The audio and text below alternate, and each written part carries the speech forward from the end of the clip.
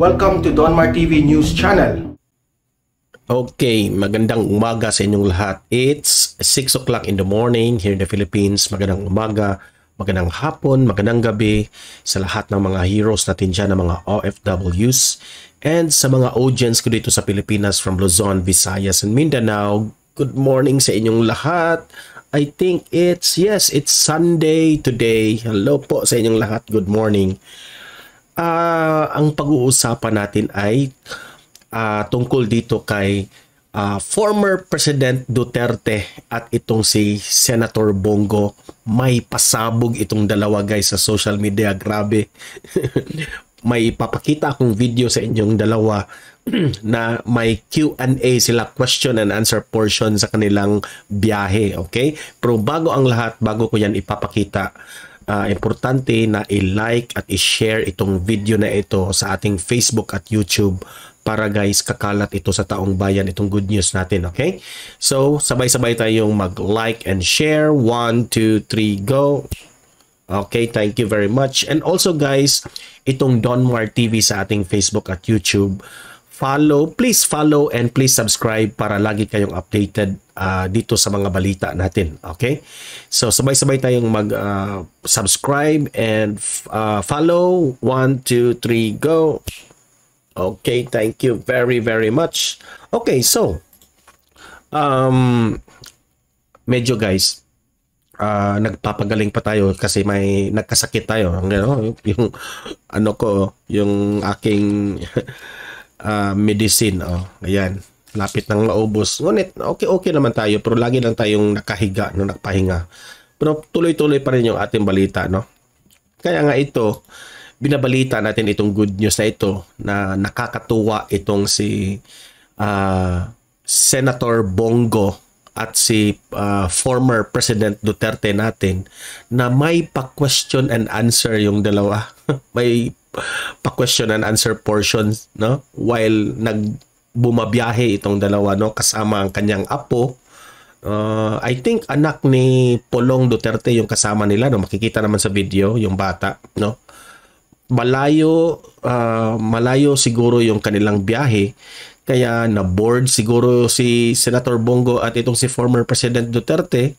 Kaya sila nag-question and answer portion sa loob ng sasakyan, which is pinagkagaguluhan ito ngayon sa social media. Trending ito ngayon dahil nga alam niyo naman, kapag si Pangulong Duterte ang nagsasalita, no, lahat nakikinig. So, isa sa mga tanong ni Senator Bongo, ano raw ang trabaho niya ngayon sa Davao? Isa yan sa mga tanong. At yung isa kasi biruan lang ito yung video eh. So, sabi pa ni Senator Bongo, ano raw yung mga favorite song mo? Yan ang sabi ng mga taong bayan, o nag-question and answer sila kasi sa social media eh. So, without further ado guys, panoorin natin ang dalawang video na ito, no? Kasi may part 1, may part 2 ito. Ang part 4 nga ito eh. Pero kinompress ko na. Panoorin natin ang first video, no? Yung tanong ni Senator Bongo kung ano raw yung recently trabaho niya sa Davao. Ito yung video. Papakita natin. Ayan. Play video. Mayor, marami pong nagtatanong ano bang ginagawa mo dito sa Davao. Magandang hapon po sa lahat nakikinig ngayon. Yung nasa likod, anak siguro yan ni Pulong Duterte. Parang talagang alagang-alaga ni former President Duterte. Alam mo naman, ni Apo, di ba? Trabaho ko po ay retired. Matagal ako nang wala sa Davao. For the 6 years that I was absent, almost physically, marami ng tinayo na mga building na matataas at nalilito na ako sa daan kasi of the changing landscape. Kasi 6 years kasi siyang nawala sa Davao kasi presidente siya sa Manila, di ba? ginampanan niya ang pagiging presidente. So hindi na siya masyadong nakapasyal sa Davao. So sabi niya may time daw na nawawala na siya dahil marami na raw na iba, marami ng building na matataas. So, practice ako ulit at binibilang ko yung mga building dito sa Davao. Yun ang trabaho ko. Makita ko lang kung gaano lumaki ang Davao for the time that I was not physically present here because ang trabaho ko sa Maynila, alam mo naman, I am a worker of the national government and I work for the government dyan sa Maynila. So ngayon retired na ako, tulog ko mahaba na. I could get Oo nga kawawa nga itong si ating former president, diba, noon talk to the nation siya ng hating gabi, no? Wala pa rin siyang tulog. Makikita mo talaga na stress yung mata niya ay walang tulog. So ngayon nagampanan niya na yung 8 hours na sleep, no? At saka more than pa dyan, naka-rest talaga siya. Minimum of 8 hours to stay healthy. Though I am not really healthy anymore kasi matanda na ako, marami na rin akong sakit. Kagaya rin sa mga tao na kaedad ko, 77 years old, sa ayamot sa hindi, may sakit ka na talaga. Pero maraming nagtatanong, nagmamaneho ka pa raw ba? Oh, kasi it keeps you alert, buhay na buhay. Sabi niya, nagmamaneho pa rin siya dahil it will keep you alert sa inyong brain, no? So, yung mga kaedad dito ni former President Duterte, no? Yung mga audience natin dito, gayahin nyo itong ating former president na laging may ginagawa, laging yung ating utak natin ay laging may iniisip, no? Dahil study shows na it will create na magiging occur yung Alzheimer's, no? Mga ganun ba sa edad natin na matanda na tayo. So, mas mabuti yung ating brain natin ay laging umaandar, no? Yan ang ibig sabihin ng ating former president. Kaya ako pagka humihirit sa motor, Tsaka Mayor, huwag silang drive pag nakainom. Bak na isa pa yan. mabunggo sila. Isa pa yan. Mabunggo sila. Sigurado yan. Sigurado yan. So, ayan yung part 1, okay? So, panoorin natin yung second video naman, okay? Parang biruan lang itong kanilang question and answer portion, no? Ito yung second video, guys. Magandang hapon po sa lahat. Nagikinig ngayon. Sir, may mga tanong sila. Ano raw ang paborito mong kanta?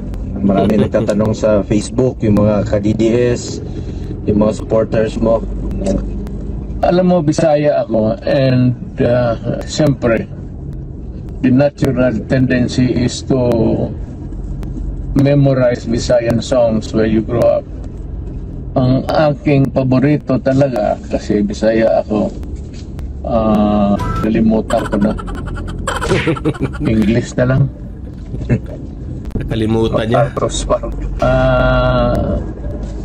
Yung ikaw. Ikaw Tagalog yan eh. Yan sa Tagalog yan. Ang sa Bisaya, matud nila according to them. Balud. So, yung isa sa mga kanyang paborito ay yung matud nila. Okay? In English is according to them. Okay? May mga audience ako dito na hindi naman lahat dito Bisaya, di ba? May Tagalog. Yung matud nila, ang English niyan is according to them. Siguro napakinggan nyo na itong kanta na ito, ngunit hindi nyo lang alam kung ano yung title. So yan, matud nila. Kakantahin ko ha. Matud nila Ako'y dili angay. Oh, di ba? Yun lang ang nalalaman ko eh. Kasi lagi itong kinakanta yung tatay ko eh. No? So, continue tayo. Mayor. Yung balod sa kapalaran, it's a very Yung balod sa kapalaran, hindi ko na alam yan. sad song. It's a migrant song. Yung mga taga Mindanao na bumaba dito sa yung mga taga Visayas, Cebu, Bohol, Leyte, Samar, mga Ilonggo na bumaba dito searching for a greener pasture, mas magandang buhay. Pero yung iba naman, karamihan hindi. They migrated poor and settled down near port. Kaya yung balod sa kapalaran, I don't even sing it actually, because I only do it during the campaign, pero umiiyak talaga yung mga matatanda. Kasi yung every campaign, no, kumakanta itong si Duterte, no, hindi naman siya magaling na singer, ngunit marunong lang kumanta itong si former president natin, no? Yung pumunta dito, hindi na nakabalik sa kanila. Never had a chance to visit their home province because of poverty. Yung kanta na yan, pag nakanta ko, maraming umiiyak na Bisaya, basta yung lalo na sa kampanya.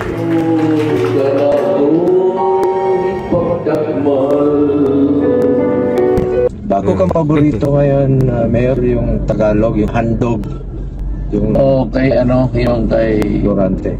Kay Florante. Kasi sinasaysay doon ang buhay ko na nagsama tayo, binigyan ninyo ako ng panahon at ako'y nagkapera, kumain ng husto. Yun yung, at ako'y magpaalam na dahil panahon naman talaga na sinasabi ko na there is always a time for everything. Panahon na ako'y sumisikat sa langit with all the brilliance of the sunlight. At may panahon naman na bababa ako at I will be nobody. Wala lahat. Ordinaryong tao lang.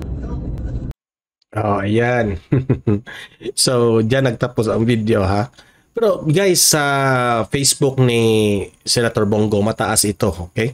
May part 1, part 2, part 4. Kung gusto nyong panoorin, punta kayo sa Facebook page ni Senator Bongo. Okay? So, sa aking reaction sa nakita kong video nila sa ilang question and answer sa loob ng sasakyan, no?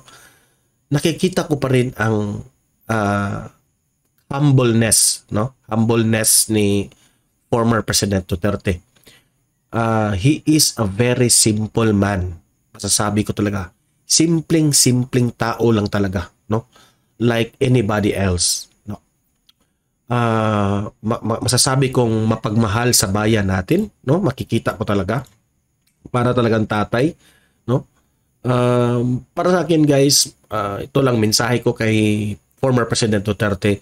Salamat, Tatay Digong, sa nagawa mo sa bansa natin, no? Nami-miss ka na ng I know maraming dito sa ating audience na nami-miss ka na. Nami-miss ka na ng taong bayan, nami-miss ka na ng mga katrabaho mo sa Malacanang. At salamat rin, Senator Bongo, na hindi mo talaga iniwan itong si former President Duterte, no? Hanggang sa kampanya, naging presidente, pagkatapos ng kanyang panunungkulan bilang presidente, nandyan ka pa rin sa kanyang tabi, kung saan-saan kayo pumupunta. Yan, masasabi ko talaga, ikaw ang tunay na kaibigan ng ating former President Duterte. Okay? That will serve as a lesson sa ating lahat, no? Kung lang ang tunay ka na kaibigan, no? sa simula hanggang sa dulo, nandyan pa rin. Yan ang tunay na kaibigan. Okay? So, sa akin lang, and wish you good health, former President Duterte, Senator Bongo, wish you good health, no? Alam kong marami pang taong matutulungan ninyo sa inyong serbisyo, no? I wish you guys happiness in life. Yun lang ang masasabi ko, no, bilang vlogger. So kayong mga audience ko dito, libre kayong mag-comment, mag-react tungkol sa mga question and answer sa mga sinabi ni former President Duterte, ha. Mag-comment, react kayo, babasahin natin yan kung anong masasabi nyo. Gusto nyo bang magpapasalamat? Mag-comment kayo guys, babasahin natin yan lahat. And also guys, don't forget i-like at i-share itong video na ito para kakalat ito sa taong bayan. Follow and subscribe Don Mar TV para lagi kayong updated sa mga balita na kagaya nito. Okay? So patuloy nating ipaglaban ang ating mga great leaders sa Pilipinas, si PBBM, and as what our former President Duterte daughter said, itong si VP Inday Sara Duterte, na mahalin natin ang Pilipinas always. Okay? So guys, hanggang dito lang itong video na ito. I hope na enjoy nyo itong video. Have a great day and God bless. Happy Sunday.